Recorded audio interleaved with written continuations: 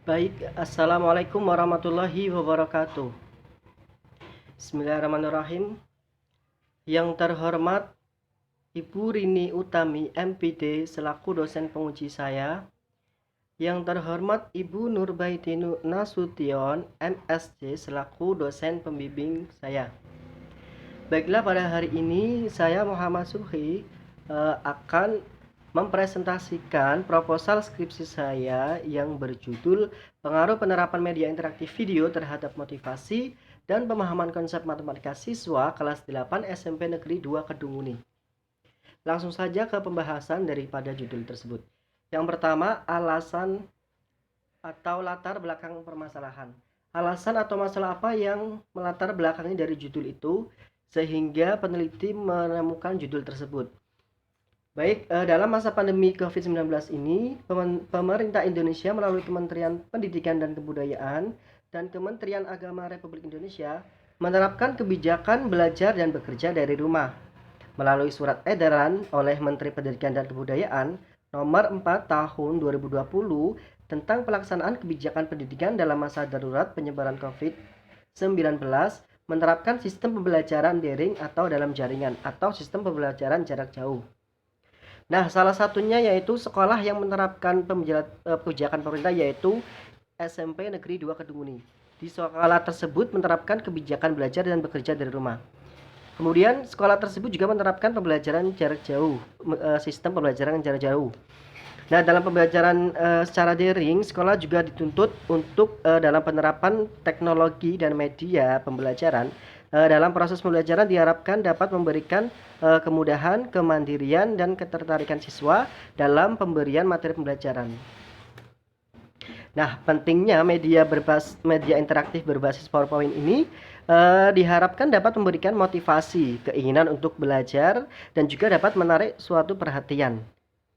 Membantu kemudahan dalam memahami materi pembelajaran sehingga siswa tidak merasa bosan. Nah, dengan menampilkan media yang memiliki interaktivitas ini, media interaktif video berbasis PowerPoint ini diperkuat dengan seperti adanya bentuk gambar yang bergerak, suara atau audio penjelas, kemudian teks dan animasi, serta dengan tampilan yang bervariasi dan interaktif.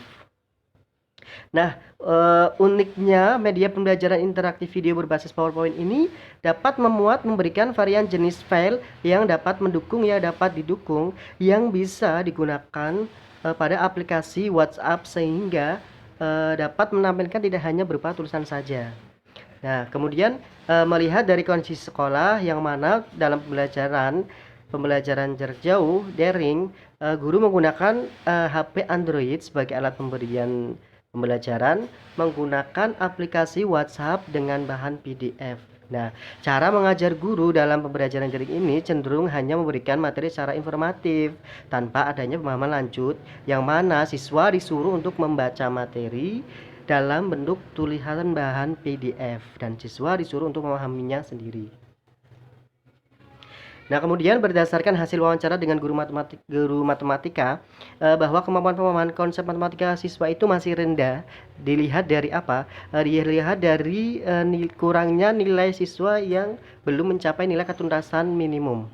Nah, kemudian dari hasil wawancara dengan siswa, sebagian banyak siswa itu masih cenderung merasa monoton, malas untuk membuka materi yang diberikan dalam bahan PDF sehingga tidak memahami materinya secara keseluruhan.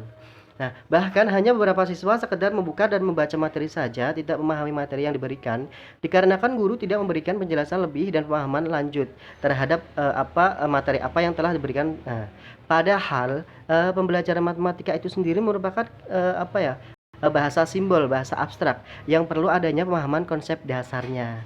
Jadi tidak hanya cukup memberikan suatu materi yang berupa tulisan teks saja, yang kemudian siswa itu disuruh untuk menyelesaikan suatu permasalahan yang diberikan. Nah, dari situ peneliti sangat tertarik untuk melakukan penelitian dari judul tersebut. Kemudian lanjut, tujuan dan rumusan penelitian. Dalam penelitian ini memiliki judul dan rumusan saya gabungkan yang pertama dan kedua, yaitu untuk mengetahui apakah terdapat pengaruh positif pembelajaran media interaktif video terhadap motivasi belajar siswa dan juga terhadap pemahaman konsep matematika siswa. Nah, yang ketiga, untuk mengetahui apakah terdapat perbedaan motivasi dan pemahaman konsep matematika siswa yang diajar menggunakan pembelajaran media interaktif video dengan siswa yang diajar menggunakan metode konvensional. Lanjut. Tinjauan pustaka. Nah, tinjauan pustaka ini merupakan telaah terhadap beberapa penelitian yang sudah dilakukan oleh penelitian sebelumnya. Yang pertama, penelitian dilakukan oleh Dian Novitasari pada tahun 2016 yang berjudul Pengaruh Penggunaan Multimedia Interaktif terhadap Kemampuan Pemahaman Konsep Matematika Siswa.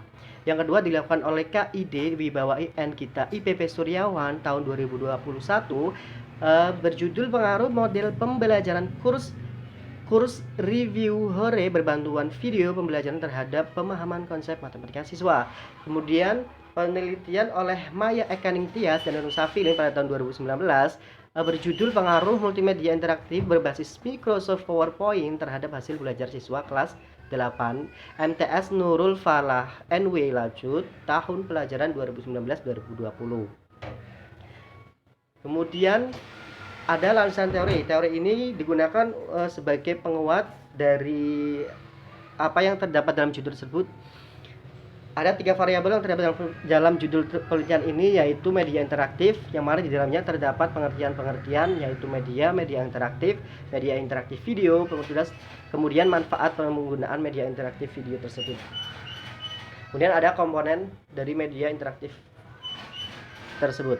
Kemudian variabel yang kedua yaitu motivasi belajar. Nah, di dalamnya juga terdapat pengertian-pengertian. Yang pertama yaitu motif itu sendiri, kemudian motivasi belajar menurut ahli, kemudian peran, fungsi, dan faktor yang mempengaruhi faktor-faktor motivasi. Kemudian ada indikator motivasi dan indikator motivasi terhadap media.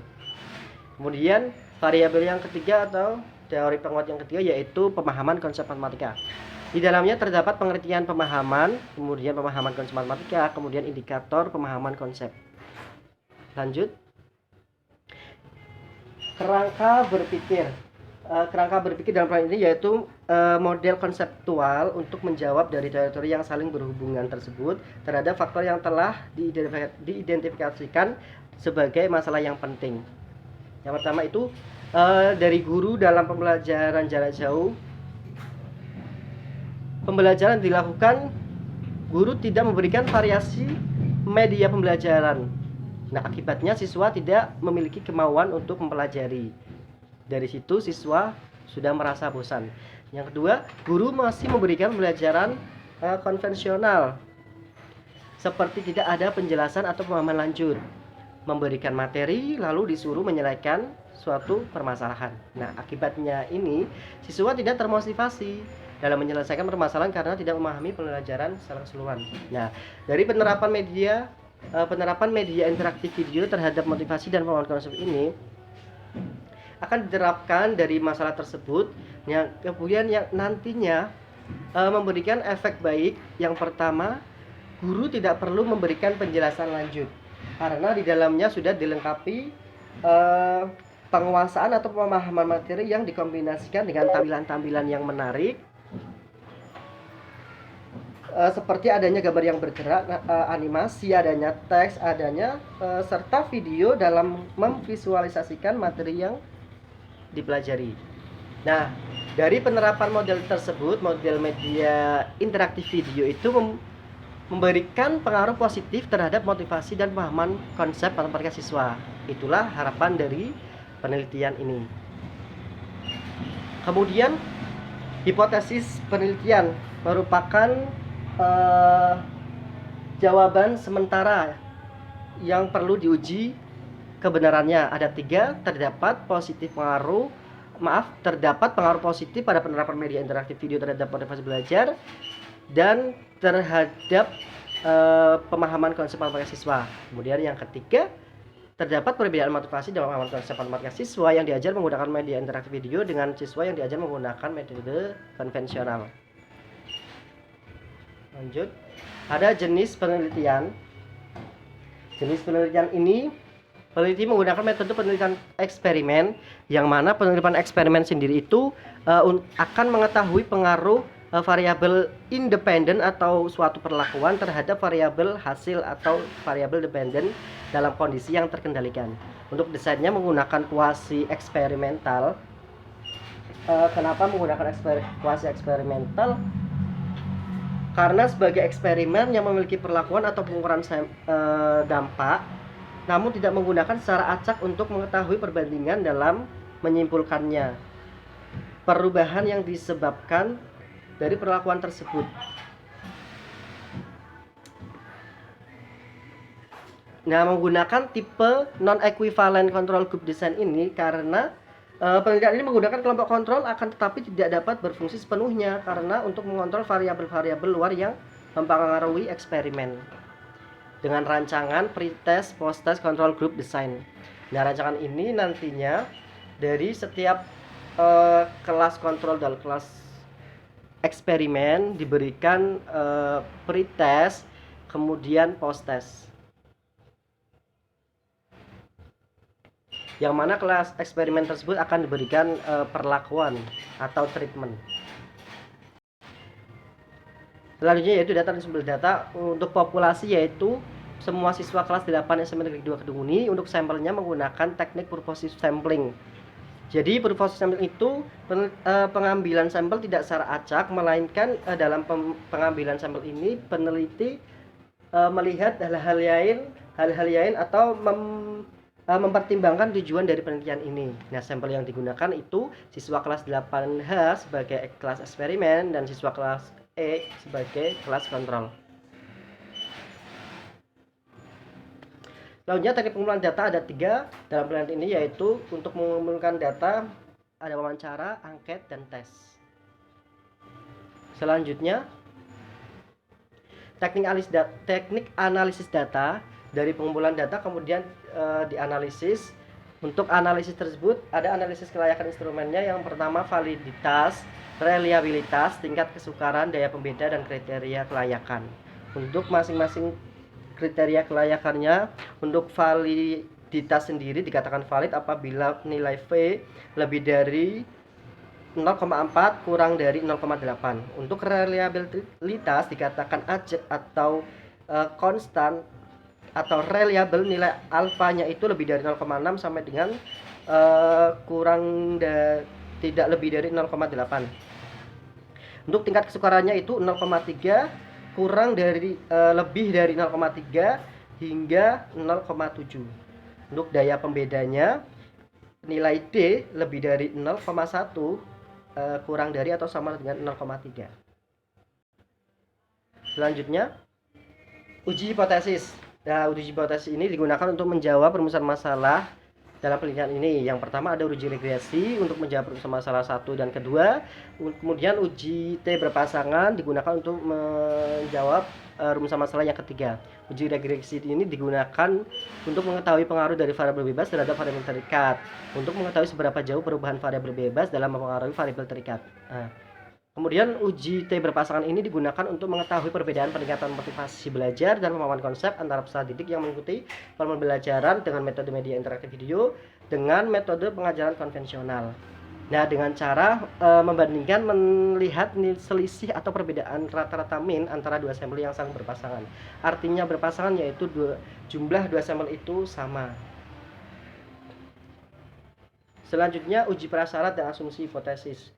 Untuk regresi sendiri dilakukan uji normalitas, uji linearitas, kemudian outlier, kemudian konstan atau homoskedasitas, kemudian independen. Untuk analisis ujinya menggunakan SPSS. Kemudian untuk uji T berpasangan itu uji normalitas, kemudian uji homogenitas bisa digunakan bisa tidak karena merupakan bukan syarat mutlak. Kemudian yang kedua, apabila tidak normal maka dilakukan uji lanjut yaitu analisis non parametrik menggunakan uji Wilson. Baik, terima kasih. Itulah pemaparan dari proposal penelitian saya. Kurang lebihnya mohon maaf. Wassalamualaikum warahmatullahi wabarakatuh.